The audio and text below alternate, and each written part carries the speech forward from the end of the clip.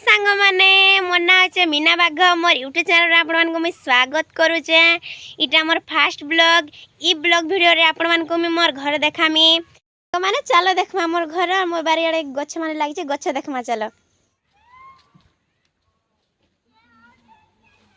सांग माने इटा होइचे नडिया गछ देखि पारुथिबो टिके बड़ हे जाइचे। माने इटा आंबो गछ पूरा बड़टे हे जाइचे। भाईटा भाई काटी देचन टिके माने झापरी हे जाइतिला ना इटा बहुत बड़ हे जाइतिला तो इति लागि भाई टिके काटी देचन तलो टिके फांका देखा जाउचे।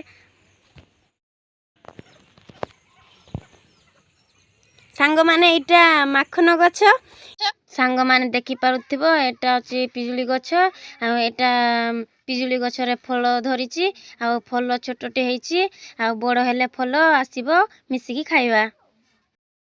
सांग माने चलो देखिबा हम छोट घर भांगी जाइछि। राति रे जोर किना वर्षा हला आमे से घरे भात तुण रांधुथिलु आ से घरे भात तुण रांधुनु आ आम घर भांगी जाइछि। सांग माने देखि पारुथिबो घर भांगी जाइछि वर्षा रे आ माँ आ देई जाइछंती मामू घर आ भाई जाइछंती काठ आनिबा पई। सांग माने आम एटा ठाकुर घरे आमे भात तुण एबेका रांधुचु आ सांग माने चल आ गोटे घर देखेबी से घर आमे काठ रखुचु। सांग माने से घर देखेबी चल देखिबो आ एटा से घर काठ आमे एठी रखू आ ए घरे वर्षा भी हुए पानी भी गले आ सांग माने चलो आम बारी पटे देखेबी आ गोटे गछ से गछर पत्र औषध हुए आ से गछर पत्र काचुकुंडिया हेले बाटिकी लगेइले सेटा छाड़ी जाए। एइटे देखो से लिंब गछ सांग माने आम घर पाखरे गोटे केनाल अच्छी केनाल पाखरे जंगल अच्छी आम घर केनाल आउ रास्ता सब मिसी एटा रास्ताटा एटा आम घर एटा आम रास्ता सेटा आम केनाल आ सेटा आम जंगल सेठुक आम काठ करबा पई जाऊ पत्तर तोलिबा पई जाऊ आ साग भी नहीं जाऊ अछंती मो माँ सांग मान देखि पाथबो आ मो दीदी भी आछंती मामू घर को जाइथिले एने आछंती आ एटा मो पुआ मो दीदी रो पुआ बड़ पुआ एटा छोट पुआ एटा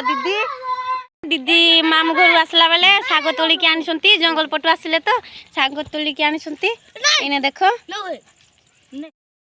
माँ बहुत गुड़ाई जिनस आनिचंती एटा नड़ी आनिचंती आउ तेल आनिचंती आउ सुजी आनिचंती एटा घी आनिचंती एटा सुजी चीनी आउ मो पाई बिस्कुट आनिचंती काली को ठाकुर पूजा हबो। आपण माने देखिले मो छोट घर मो परिवार को देखिले आउ आपण माने मते तुम छोट भौणी भाबिकी आगो को जीवा को सहाय्य करिवे। मो वीडियोटा जदि भल लगी थाए मो चैनल को आपण माने सब्सक्राइब करंतु आउ लाइक करंतु शेयर करंतु आउ मो वीडियोटा केमिति लागिला आपण मानकु कमेंट माध्यम रे जणांतु।